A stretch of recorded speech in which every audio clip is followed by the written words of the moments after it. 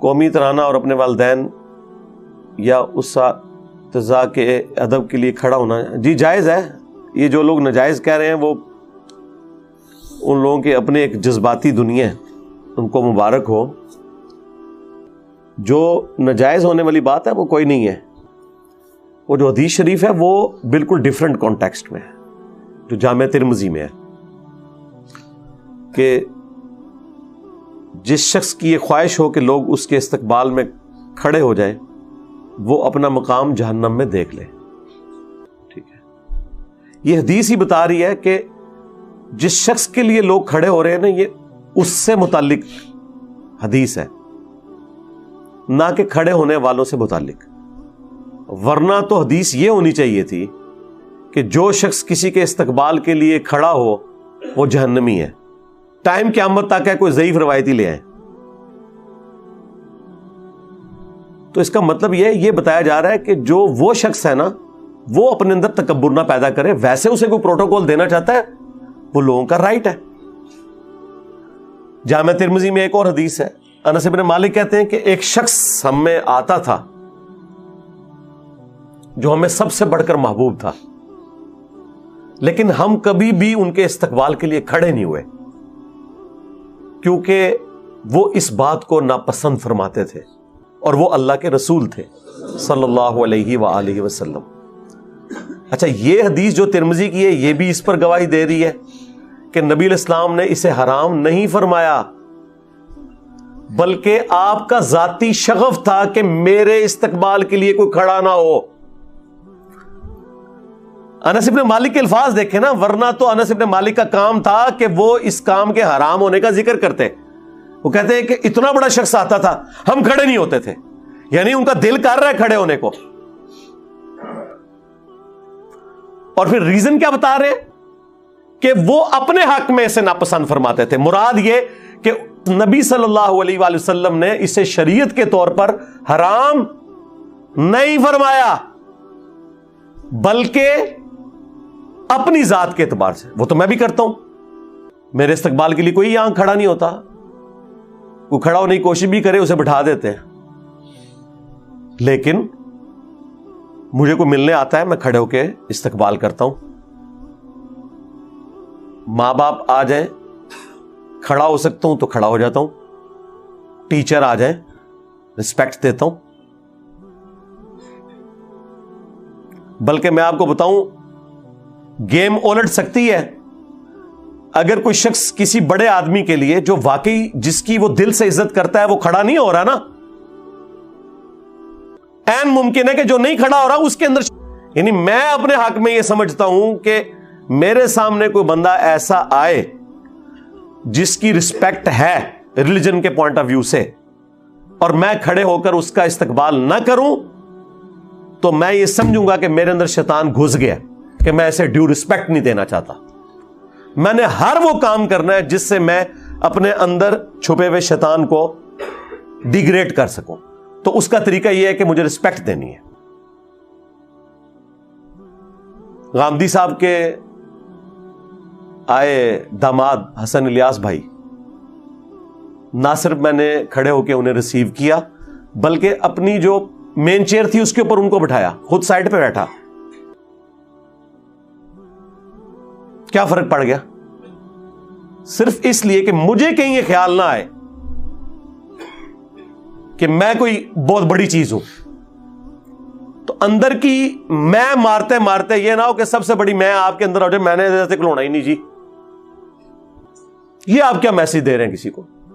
رہا اس کا معاملہ تو آپ کے پاس کون سا تھرمامیٹر ہے چیک کرنے کا کہ اس کے دل کے اندر یہ تمنا ہے کہ لوگ اس کے لیے کھڑے ہوں؟ نہیں ہے نا. تو آپ ڈیو رسپیکٹ دیں اپنے ٹیچرز کو بھی, علماء کو بھی, جن سے آپ دین سیکھتے ہیں, یا آپ ان سے کالج اور یونیورسٹی کی تعلیم حاصل کرتے ہیں, یا آپ کے ماں باپ ہیں, یا آپ سے عمر میں بڑے ہیں. اس میں کوئی عیب والی بات نہیں ہے. کن چیزوں میں امت کو الجھا دیا ہے یہ بعض لوگوں نے, میں بڑا حیران ہوتا ہوں. اس کے اندر یعنی شرک کو داخل کر دیا. بھائی یار خدا کے لیے اللہ سے ڈر جاؤ. یہ تو الٹا آپ کے اندر تکبر آیا ہوا ہے. صحیح مسلم میں حدیث ہے جس کے دل میں رائی کے دانے کے برابر بھی تکبر ہوا نا وہ جنت میں نہیں جائے گا.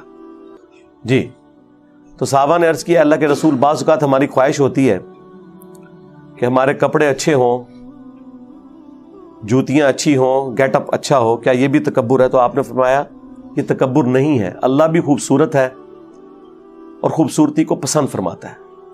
تکبر یہ ہے کہ تم حق بات سے اناد کرو, یعنی دل نے گواہی دے دی نا یہ بات ٹھیک ہے, پھر بھی تم نہ مانو. واقعی اس سے بڑا تو تکبر ہو ہی نہیں سکتا نا کہ قرآن و سنت کی کوئی بات آ جائے اور بندہ کہ میں نے نہیں ماننی. اور اللہ کے فضل سے, بلکہ کہنا چاہیے اللہ کے غضب سے, دیندار طبقے میں یہ بات پائی جاتی ہے کہ آپ اسے بخاری مسلم سے نماز کا طریقہ بھی بتا دیں, کیسا تکبر اس کے اندر جھلکتا ہے. اس نے نہیں رفع الیدین پھر بھی شروع کرنا, تیرے ہوتے جنم لیا ہوتا, رفع الیدین پھر بھی نہیں سی تو کرنا. اسے دکھا دیں ایاک نعبد و ایاک نستعین, اس نے پھر بھی بابوں کو ہی پکارنا ہے. یہ تکبر.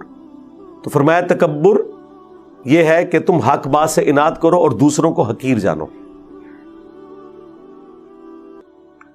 دوسروں کو حقیر جاننے میں تو یہ ہو سکتا ہے نا کہ جب آپ کسی کو پروٹوکول نہ دیں تو ایک لمحے کے لیے آپ کے دل میں یہ گمان آ جائے کہ میں اس سے بہتر ہوں, بس گئے تسی اس گل نو لے کے بیٹھے رہو, تعظیم کے لیے کھڑا نہیں ہونا چاہیے. تو گیا, تیرے اندر شیطان وڑ گیا جڑا نہیں کھلوتا, تو کھلو جائے گا تو ایمان بچا لے گا.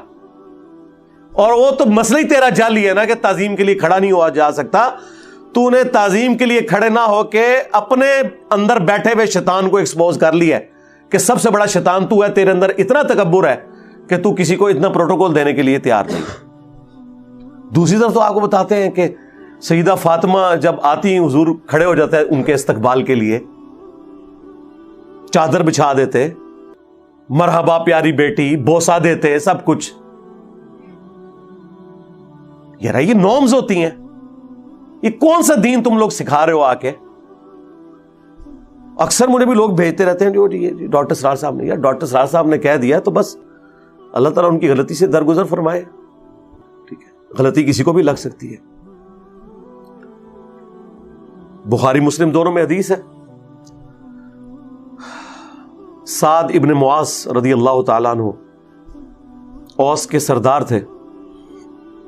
یہ دو ڈومیننٹ بندے ہیں سعد نام کے, انصار مدینہ میں سے, سعد ابن معاذ اور سعد ابن عبادہ.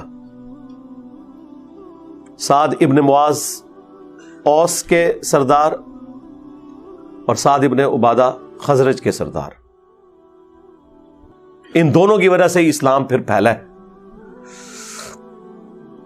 تو سعد ابن معاذ کو غزوہ خندق کے موقع پر ایک تیر لگا ان کے گھٹنے میں, زخم لگ گیا ان کو. پھر انہوں نے دعا بھی کی تھی کہ اے اللہ اگر مشرکین عرب سے کوئی جنگ اب باقی نہیں ہے نا نبی علیہ السلام کی, اور عرب کی سرزمین میں آپ کا غلبہ ہو چکا, تو اسی زخم سے مجھے شہادت کی موت دے دینا. اور وہ ان کا زخم پھر دوبارہ سے کھل گیا اور وہ شہید ہو گئے اس میں. کیونکہ خندق کے موقع پر ہی بخاری میں آتا ہے حضور نے یہ کہہ دیا تھا کہ یہ آخری دفعہ مشرکین عرب آئے ہیں اب یہاں, اب تم ان پہ چڑھائی کرو گے. اور وہی ہوا کہ دیکھیں نا, اس سے پہلے وہ بدر میں آئے, احد میں آئے, خندق میں آئے, لیکن اس کے بعد نبی علیہ السلام ہی گئے. پہلی دفعہ تو صلح حدیبیہ ہو گئی اور اس کے بعد پھر فتح مکہ ہوئی. تو اب جب ان کے گھٹنے پہ تیر لگا ہوا تھا, بنو قریظہ کا فیصلہ کر کے وہ جب واپس آئے, وہ اپنے گدھے پہ سوار تھے, تو نبی علیہ السلام نے ان کے قبیلے کے لوگوں سے فرمایا قوموا الی سیدکم, اپنے سردار کی طرف کھڑے ہو جاؤ. تو وہ کہتے ہیں کہ جی اس سے مراد کو استقبال کے لیے کھڑا ہونا نہیں تھا, وہ اس لیے تھا کہ تاکہ انہیں زخمی حالت میں گدھے سے نیچے اتارا جاتا, ورنہ نبی علیہ السلام کہتے قوموا لسیدکم, اپنے سردار کے لیے کھڑے ہو جاؤ. یہ تو تھا اپنے سردار کی طرف کھڑے ہو جاؤ. یہ رہا نبی علیہ السلام کیٹاگوریکل سٹیٹمنٹ دے رہے ہیں اگر ان کو اتارنا ہوتا تو حضور 2 بندوں کی ڈیوٹی لگاتے, پورے قبیلے کو کہتے. ایک بندے کو گدھے سے اتارنے کے لیے پورے قبیلے کو کہا جا رہا ہے کہ اپنے سردار کی طرف کھڑے ہو جاؤ. ایک پروٹوکول کے لیے اتارنا بھی مقصود تھا, لیکن ایک پروٹوکول دینا بھی رہا. خود نبی علیہ السلام, میں نے آپ کو پہلے بتایا, آپ کی اپنی ذاتی پسند ناپسند اپنی جگہ, لیکن نبی علیہ السلام نے کبھی اس طرح کے معاملات امت کے اوپر امپوز نہیں کیے جو آپ کی ذاتی شخصیت سے متعلق ہوتے تھے. یہ 2 الگ چیزیں. تو یہ حدیث واضح ثبوت ہے. پھر قرآن میں بھی آیا ہے کہ اپنے کندھے عاجزی کے ساتھ جھکا کے رکھو اپنے ماں باپ کے سامنے, یعنی اکڑ کے نہیں رہنا. حد رکوع اگر نہ جھکا جائے تو آپ اپنا سر بھی یوں جھکا سکتے ہیں, ٹو باؤ ڈاؤن کسی کے سامنے, رسپیکٹ کے طور پر. ایک آپ کے والد یا والدہ آئی ہیں, انہوں نے آپ کے سر پہ ہاتھ پھیرنا ہے, تو آپ یوں ایسے ہو سکتے ہیں, جھک سکتے ہیں ان کے سامنے. اس میں کیا مسئلہ ہے؟ ہاتھ بھی چوم سکتے ہیں, لیکن اس میں آپ نے حد رکوع پھر بھی نہیں جھکنا. ہاتھ آپ اٹھائیں اور چومیں, اتنا جھک لیں کہ آپ کے ہاتھ گھٹنوں تک نہ جائیں, یعنی حد رکوع نہ ہو. میں نے غامدی صاحب کے ہاتھ چومے تھے, وہ لوگوں نے بڑی نیچے, علماء نے بھی اعتراض کرنے شروع کر دیے, دیکھو جی ہمارے علماء کی تو رسپیکٹ نہیں کرتا, اور ادھر دیکھو یہ کر رہا ہے. یہ رہا آپ کے بھی علماء کے اس وقت بھی چومتے رہے, اب بھی چومتے ہیں اللہ کے فضل سے. اگر چومنے سے آپ لوگ خوش ہوتے ہیں نا, میرے وہ استاد جنہوں نے مجھے بچپن میں قرآن پڑھایا ہوا نا, ابھی بھی کٹر بریلوی مجھ سے نفرت کرتے ہیں, وہ ابھی بھی آتے ہیں, میں ان کے ہاتھ چومتا ہوں اسی طریقے سے. مجھے کیا فرق پڑتا ہے یار, رسپیکٹ اپنی جگہ آپ نے دینی ہے, ٹھیک ہے. جس سے آپ نے کچھ بھی علم حاصل کیا آپ نے اسے ڈیو رسپیکٹ دینی ہے. صحابہ کرام نبی علیہ السلام کے مبارک ہاتھوں کو چومتے تھے, بلکہ وہ ترمذی میں اور ابو داؤد میں تو حدیث ہے, وہ چند یہودی آئے تھے, انہوں نے تو نبی علیہ السلام کے پاؤں مبارک بھی چومے تھے. لیکن یہ پاؤں والا پروٹوکول صرف نبی علیہ السلام کا ہے. ہاں, یہ ذہن میں رکھیے گا, ہم پاؤں چومنے کے کسی کے حق میں بھی قائل نہیں ہے سوائے رسول اللہ صلی اللہ علیہ وآلہ وسلم کے. البتہ ہاتھ چومنا, وہ آپ کسی بھی رسپیکٹیبل پرسنالٹی کے ہاتھ چومیں بغیر رکوع تک جھکے ہوئے, ہاتھوں کو بلند کریں اور چومیں. اس کے ثبوت میں وہ حدیث موجود ہے الادب المفرد کے اندر. امام بخاری نے الگ سے آداب کے اوپر ایک کتاب لکھی ہے الادب المفرد. اس میں وہ لے کے آئیں کہ سلمہ ابن اکوا رضی اللہ تعالیٰ عنہ, جو درجنوں میل تک پیدل دوڑ سکتے تھے, اور نبی علیہ السلام نے کہا تھا کہ ہمارے پیادوں میں سلمہ بن اکوا سے بہتر شخص کوئی نہیں ہے. جس طرح وہ آج کل آپ وہ ریڈ انڈینز کو یا افریقنز کو دیکھتے ہیں نا, تھکتے ہی نہیں ہیں. صحابہ کرام میں سلمہ ابن اکوا تھے, یہ اکیلے بھاگ کے گئے تھے اور نبی علیہ السلام کے اونٹ چھڑوا کے لے آئے تھے. بخاری میں آتا ہے وہ جو چند قبیلے کے لوگوں نے حضور کے وہ اونٹ ہانک کے لے گئے تھے. تو ان کو 2 تابعین ملنے کے لیے آئے. بس گفتگو شروع ہوئی تو سلمہ ابن اکوا نے کہا کہ یہ میرے ہاتھ ہیں جن سے میں نے حضور کے ہاتھوں پر بیعت کی ہوئی ہے. بس یہ بات کرنی تھی نا, وہ تابعین ایک دم کھڑے ہوئے اور انہوں نے ان کے ہاتھوں کو پکڑ کے بوسہ دیا. یہ حدیث الادب المفرد کے اندر موجود ہے. اور اس سے یہ بھی ثابت ہوا کہ سلمہ ابن اکوا نے اپنے دونوں ہاتھوں کا ذکر کیا کہ حضور کے ساتھ انہوں نے اس سے مصافحہ اور بیعت کی, اور دوسرا تابعین نے حضور کی نسبت کی وجہ سے اس صحابی کے ہاتھوں کو چوما کہ یہ وہ ہاتھ ہیں جنہوں نے ہمارے نبی کے ہاتھوں میں ہاتھ دیا ہوا ہے. ویسے تو امام بخاری صحیح بخاری میں بھی لے کے آئے ہیں کہ ابن مسعود کہتے ہیں کہ نبی علیہ السلام نے اپنے دونوں مبارک ہاتھوں میں میرا ہاتھ لے کے مجھے تشہد تعلیم فرمایا تھا, التحیات للہ والصلوات والطیبات. اس پہ امام بخاری نے باب باندھا ہے 2 ہاتھ سے مصافحہ کا مشروع ہونا.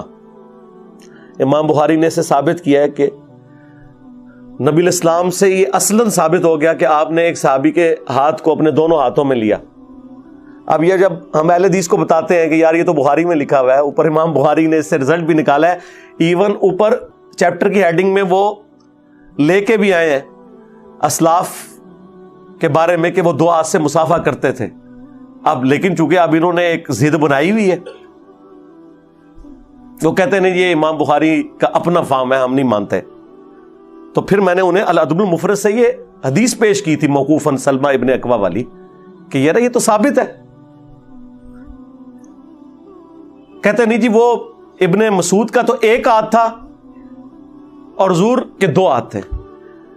شرم کرو یار، تم امیجن کر سکتے ہو کہ اللہ کے نبی کسی کا ہاتھ پکڑیں اپنے دونوں ہاتھوں سے اور وہ اتنا متکبر ہو کہ اس نے دوسرا ہاتھ سائیڈ پہ رکھا ہوا ہو؟ یہ ہو ہی نہیں سکتا. میرا ہاتھ کوئی 2 ہاتھوں سے پکڑ لینا. اب یہ تصویر کھنچواتے وقت میں ایک ہاتھ کندھے پہ رکھتا ہوں دائیں ہاتھ سے، میں تو کوئی اگر وہ دونوں ہاتھ پکڑے تو میں اس سے ایک ہاتھ چھڑواتا ہوں. میں کہتا ہوں نہیں یار، میرے چونکہ اب 1 ہاتھ ہے تو یہ ایک پروٹوکول لگتا ہے کہ تم 1 ہاتھ سے ہی کرو، ورنہ تم میرے ہاتھ کو دونوں ہاتھوں سے پکڑو تو یہ میرے اندر تکبر ہے کہ میں دوسرا ہاتھ استعمال نہ کروں. تو میں پھر وہ دوسرا ہاتھ ہٹوا دیتا ہوں. ہاں جب کبھی آمنے سامنے ملاقات ہو میں 2 ہاتھ سے ہی سلام لیتا ہوں آخری درجے تک. یہ بھی تو تکبر ہے کہ ایک بندہ آپ سے 2 ہاتھ سے سلام لے رہا ہے اور آپ اس کے آگے 1 ہاتھ کر رہے ہیں. یا نہیں آپ کو تکبر نظر آتا؟ اصل چیز یہ ہے کہ تکبر کس چیز میں ہے. اگر کسی چیز میں اصلاً تکبر ہے نا، اس سے آپ نے بچنا ہے. ہو سکتا ہے آپ تعظیم میں نہ کھڑے ہوں، اس میں آپ کے اندر تکبر گھسا ہو. اگلے کو تو بچا رہے ہیں، خود اپنا بیڑا غرق کر رہے ہیں. ٹھیک ہے، آپ اپنی فکر کریں، اگلے کو چھوڑیں. اگلے نے اپنا فیصلہ خود کرنا ہے، وہ آپ نے نہیں کسی کا فیصلہ کرنا. یہ ذہن میں رکھیے گا. میں علماء کو کہتا ہوں زرق برق لباس نہ پہنے، لیکن میں نے اسپیسیفکلی کبھی کسی عالم دین کا نام لے کے یہ نہیں کہا کہ یہ ابو داؤد کی حدیث ہے جس نے دنیا میں شہرت کا لباس پہنا، اللہ تعالیٰ قیامت کے دن اسے ذلت کا لباس پہنائے گا. ہم یہ جنرل تو بات کریں گے، لیکن اسپیسیفکلی کسی کے اوپر فٹ کیسے کر دیں؟ ترغیب ہی دلا سکتے ہیں کہ ترمذی میں حدیث ہے جس نے دنیا میں استطاعت کے باوجود اچھا لباس ترک کر دیا اور سادہ لباس پہنا، اللہ تعالیٰ پبلکلی قیامت کے دن اسے جنتی حلہ پہنائے گا کہ اس نے میری وجہ سے دنیا میں سادگی اختیار کی تھی. تو ہم یہ ترغیب تو دلا سکتے ہیں، لیکن ہم لوگوں کو یہ تو نہیں کہہ سکتے کہ اگر کسی نے مہنگا لباس پہنا تو وہ اتار دے یا وہ تکبر کر رہا ہے. معاذ اللہ، ہم کیوں ایسے کسی کے بارے میں بدگمانی کریں؟ ترغیب دلائیں گے، اس کا اور اللہ کا معاملہ ہے. ہمارا کام صرف قرآن و سنت کی روشنی میں سچ بات، حق بات پہنچانا ہے. مانتا ہے مانے، نہیں مانتا نہ مانے. تو یہ بات شروع ہوئی تھی وہ تعظیم کے لیے کھڑے ہونے، تو 2-4 باتیں جو میرے دماغ میں ہی میں نے کر دی تاکہ یہ فتنہ بھی دب جائے. خام خواہ ان چھوٹی چھوٹی چیزوں کو اس حوالے سے مصیبت بنایا ہوا ہے. یہ آپ نے اپلائی کرنا ہے نا، اپنے اوپر کریں، کسی کے اوپر نہ اپلائی کروائیں. یعنی آپ اپنے لیے نہ کسی کو کھڑے ہونے دیں، لیکن کسی کو یہ کیوں کہتے ہیں کہ آپ فلاں فلاں کے لیے نہ کھڑے ہو؟ یہ کون سا دین ہے یار؟ اپنی طرف سے آپ نے اپنی خواہشات کو دین کا نام دیا ہوا ہے. یہ کام چھوڑ دیں. اور جو احادیث آپ پیش کرتے ہیں وہ بالکل ان کا کوئی لینا دینا نہیں ان معاملات کے ساتھ. وہ میں نے ساری احادیث خود ایکسپلین کر دی ہیں اور بارہا کر چکا ہوں، اور الحمدللہ میں اپنے اوپر عامل ہوں کہ میں اپنے استقبال کے لیے کسی کو کھڑا نہیں ہونے دیتا. الحمدللہ. صلو علی محمد وآل محمد، اللہم صلی علی محمد وعلی آل محمد واصحاب محمد وازواج محمد اجمعین الی یوم الدین. میں ایسی مسجد میں نماز پڑھتا ہوں جس میں مسجد کے باہر قبلہ کی طرف پرانی قبریں ہیں، لیکن